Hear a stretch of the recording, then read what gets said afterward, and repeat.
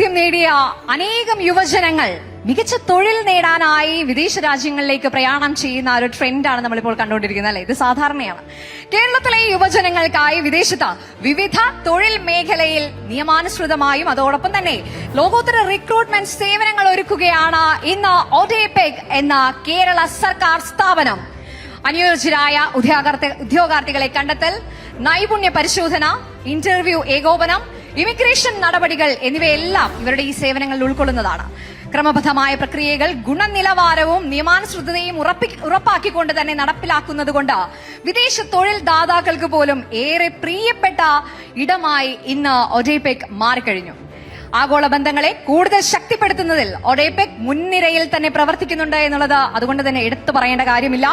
തൊഴിൽ നൈപുണ്യ വകുപ്പിന്റെ കീഴിലുള്ള കേരള സർക്കാർ സ്ഥാപനമായ overseas development and employment promotion consultant limited ഇന്ന് ഇന്ത്യയിലെ മാതൃകാ സ്ഥാപനമായി മാറിക്കഴിഞ്ഞു. നമുക്ക് അവരുടെ പ്രൊഫൈൽ വീഡിയോ കാണാം.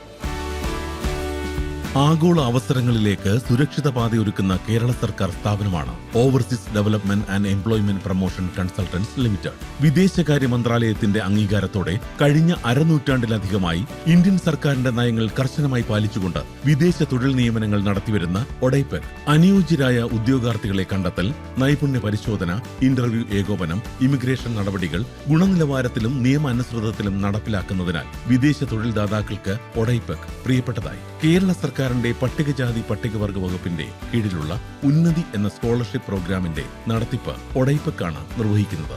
1977 സ്ഥാപിതമായ ഒഡേപെക് ഇന്നുവരെ ഏകദേശം 12,500 വിദേശ നിയമനങ്ങൾക്ക് സൗകര്യം ഒരുക്കിയിട്ടുണ്ട്. അവാർഡ് ഏറ്റുവാങ്ങാനായ ഒഡേപെക്കിന്റെ ചെയർമാൻ അഡ്വക്കേറ്റ് KP അനിൽകുമാറിനെ വേദിയിലേക്ക് സ്നേഹത്തോടെ സ്വാഗതം ചെയ്യുന്നു.